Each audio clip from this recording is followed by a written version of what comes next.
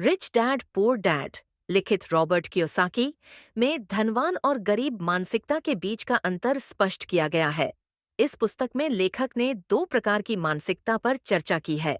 एक, धनवान मानसिकता। धनवान मानसिकता, निवेश पर ध्यान। धनवान लोग अपने पैसों को ऐसे संपत्तियों में निवेश करते हैं जो उनके लिए आय उत्पन्न करती हैं, जैसे रियल एस्टेट, स्टॉक्स और व्यवसाय। जोखिम लेने की क्षमता, वे जोखिम लेने और असफलता से सीखने के लिए तैयार रहते हैं। शिक्षा पर जोर, आर्थिक और वित्तीय शिक्षा को प्राथमिकता देते हैं ताकि वे समझ सकें कि पैसा कैसे काम करता है।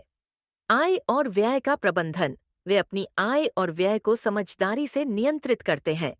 लक्ष्य निर्धारण, धनवान मानसिकता के लोग दीर्घकालिक सोचते हैं और अपनी वित्तीय योजनाओं को बड़े लक्ष्यों के अनुरूप बनाते हैं। दो, गरीब मानसिकता। गरीब मानसिकता, खर्च पर ध्यान। गरीब मानसिकता वाले लोग अपनी आय का अधिकतर हिस्सा उपभोग और कर्ज चुकाने में खर्च कर देते हैं। जोखिम से बचाव, वे नई चीजों को आजमाने या जोखिम लेने से डरते हैं। वित्तीय शिक्षा की कमी, उनके पास पैसे और निवेश के बारे में सीमित ज्ञान होता है। मजदूरी पर निर्भरता, वे केवल नौकरी और स्थिर आय के पीछे भागते हैं बिना यह सोचे कि कैसे आय के अन्य स्रोत बनाए जा सकते हैं। कमजोर दीर्घकालिक दृष्टि, गरीब मानसिकता के लोग वर्तमान सुख सुविधाओं पर ध्यान केंद्रित करते हैं, जबकि भविष्य की योजना पर कम ध्यान देते हैं। मुख्य संदेश, लेखक का कहना है कि अमीर बनने के लिए केवल पैसा कमाना पर्याप्त नहीं है, बल्कि सही मानसिकता और वित्तीय ज्ञान होना भी जरूरी है।